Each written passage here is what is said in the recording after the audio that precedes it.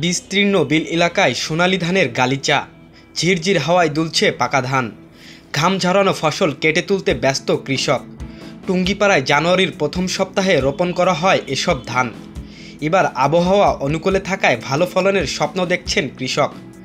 ধান কাটা মারাইয়ে ব্যস্ত কৃষক ও শ্রমিকেরা।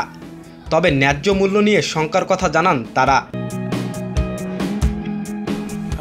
আমি 5 বিঘা জমিতে ধান লাগাইছি, কিষানের দাম খুব বেশি, 1200-1300 টাকা একটা লেবার। কিন্তু ধানে যদি ন্যায্য মূল্য আমরা না পাই তাহলে আমরা তো খুব ক্ষতিগ্রস্ত হব।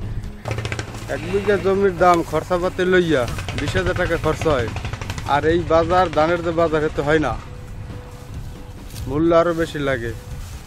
কেউ জমি করছে, কেউ ডিসকিউট হয়েছে, ধরেন একটা কিষানের দাম তো 1200 টাকা, এনে দাম বেশি আপনি তা দিতে হবে না কিষান নলি তো সাথে সাথে টাকা দিতে হবে। ধানের দাম বেশি হলে তো যারা বেশি জমি করছে এদেরই তো সুবিধা এই কৃষকদের। ধানের দাম না বাড়লে আমরা উপায় নাই, ওই যা লাগাইছি তা খরচ করছি তাও হবে না। আমি 5 বিঘে লাগাইছি, আমি 5 বিঘে লাগাইছি, আমার কত খরচ হয়েছে 10, 5, 50, 1 লাখ টাকা খরচ হয়েছে। তবে বৈরী আবহাওয়া বিপর্যয় ঠেকাতে ধান 80 ভাগ পাকলেই কেটে তোলার পরামর্শ কৃষি বিভাগের। ধান কাটা মারাইয়ের জন্য এবছর টুঙ্গিপাড়ায় 4টি কম্বাইন হারভেস্টার কাজ করছে বলে জানিয়েছেন কৃষি বিভাগ।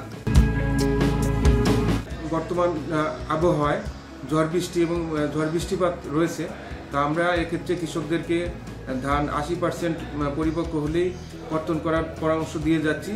এ পর্যন্ত আমাদের কর্তনের হার 35.31%। টুঙ্গিপাড়া উপজেলায় বোরো আবাদের লক্ষ্যমাত্রা ছিল 8,605 হেক্টর। তা আমরা আমাদের সেই লক্ষ্যমাত্রা অর্জিত হয়েছে। এ পর্যন্ত নমুনা শস্য কর্তন করে আমরা হাইব্রিড ধানের ক্ষেত্রে গড় ফলন পেয়েছি 8.5 মেট্রিক টন পার হেক্টর এবং উপসি ধানের ক্ষেত্রে পেয়েছি 6.8 metric ton per hectare. Tungipara কৃষি সম্প্রসারণ অধিদপ্তরের তথ্য মতে এবছর উপজেলায় চলতি বোরো মৌসুমে 8,605 হেক্টর জমিতে বোরো ধানের আবাদ করা হয়েছে, যেখান থেকে 55,588 মেট্রিক টন ধান পাওয়ার আশা করছেন কৃষি বিভাগ। গোপালগঞ্জের টুঙ্গিপাড়ার পাটগাতি বিল থেকে Rakib Chowdhury, the daily campus.